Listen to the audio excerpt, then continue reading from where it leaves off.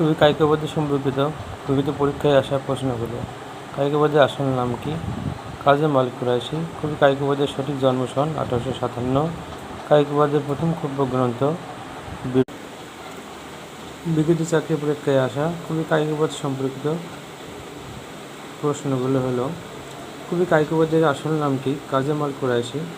2. কবি কায়িকবাদের সঠিক জন্ম সন কত? 1857। 3. কায়িকবাদের প্রথম কাব্যগ্রন্থ কোনটি? বিরহ বিলাপ। 4. নিচের কোনটি কায়িকবাদ রচিত মহাকাব্য? নাম মহাশ্মশান। মহাশ্মশান মহাকাব্যটি কার রচনা? কবি কায়িকবাদের। কোন বিষয়ের উপর ভিত্তি করে মহাশ্মশান কাব্য রচিত হয়? পানিপথের তৃতীয় যুদ্ধ। কায়িকবাদ রচিত কাব্যগ্রন্থের নাম মহাশ্মশান, অশ্রুমালা ও মেঘধারা সবগুলোই। অশ্রুমালার কবিকে? কবি কায়িকবাদ। কায়িকবাদ রচনা নয় কোনটি? চিন্তা, রঙ্গিনী। নিচের কোন কাব্যগ্রন্থটি কায়িকবাদে রচিত? অমিয়ধারা।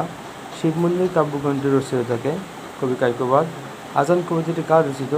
আজান কবিতাটি কবি কায়িকবাদের একটা বিখ্যাত কাব্য। কবি কায়িকবাদ রচিত মহাশ্মশান কাব্যের ঐতিহাসিক পটভূমি ছিল পানিপথের তৃতীয় যুদ্ধ। মহাশ্মশান কায়িকবাদের কোন ধরনের গ্রন্থ বা রচনা? এটি একটি মহাকাব্য। নিচের কোনটি উপন্যাস নয়? আমরা সবাই জানি মহাশ্মশান একটি কাব্য।